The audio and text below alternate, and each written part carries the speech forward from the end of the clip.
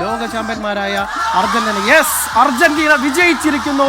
Argentina കടന്നുകൂടിയിരിക്കുന്നു Cape വെർദെക്കെതിരെ എന്നുള്ളതാണ്. ഫൈനൽ വിസൽ മുഴങ്ങിയിരിക്കുന്നു. ലോക ചാമ്പ്യന്മാർ കേപ്പ് വെർദെക്കെതിരെ വിറച്ച് ജയിച്ച് പ്രീ ക്വാർട്ടറിലേക്ക് മുന്നേറിയിരിക്കുന്നു. മെസ്സിക്കൊപ്പം ലിസാൻഡ്രോ മാർട്ടിനസ് ഗോൾ നേടുന്നു. വിജയ ഗോൾ വന്നത് സെൽഫ് ഗോളിന്റെ രൂപത്തിൽ. അർജന്റീന ഒട്ടും തന്നെ ആഗ്രഹിക്കാത്ത തരത്തിലുള്ള ഒരു ജയം, 3-2 ജയം ഉണ്ടെങ്കിൽ പോലും അർജന്റീനയെ സംബന്ധിച്ചിടത്തോളം ഇത് മതിയോ എന്ന് തോന്നിപ്പോകുന്നു. ലോക ചാമ്പ്യന്മാർ ഇത്തരം പ്രകടനവുമായി ഇനി മുന്നോട്ട് പോയാൽ അർജന്റീനയ്ക്ക് വലിയ പണി കിട്ടും. വരാനിരിക്കുന്നത് വലിയ വലിയ ടീമുകളാണ്. അടുത്ത റൗണ്ടിൽ ഈജിപ്താണ് മുഹമ്മദ് സലയുടെ.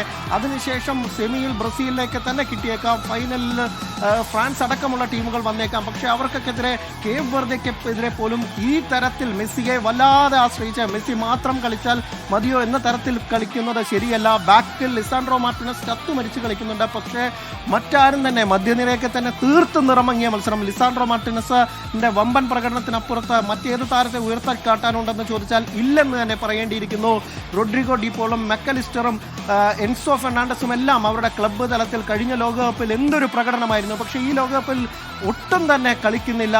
എൻസോ ഫെർണാണ്ടസ് ഒക്കെ തന്നെ ഷോട്ട് തീർക്കുന്നത് ചെൽസിയുടെ കളറിൽ നമ്മൾ കണ്ടുള്ളതാണ്. എന്ത് നല്ല ഷോട്ടുകൾ എടുക്കുന്നതാണ്. പക്ഷേ അർജന്റീനൻ നിരയിൽ ഇത്തവണ തീർത്ത് നിരാശപ്പെടുത്തുന്നത് കാണുന്നു.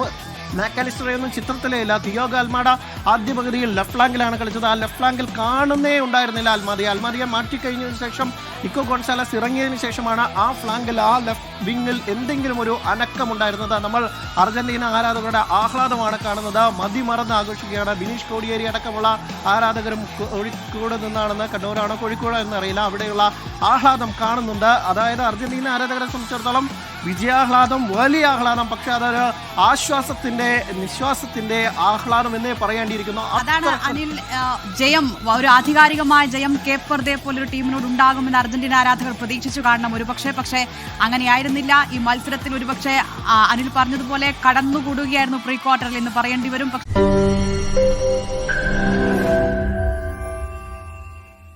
ലോകത്തെവിടെയായാലും ഏത് സമയത്തും 24 വാർത്തകളും ഓഗ്മെന്റഡ് റിയാലിറ്റി പാക്കേജുകളും എക്സ്പ്ലെയിനറുകളും വിശദമായി കാണാൻ ഞങ്ങളുടെ യൂട്യൂബ് ചാനൽ നിങ്ങൾക്ക് സബ്സ്ക്രൈബ് ചെയ്യാം.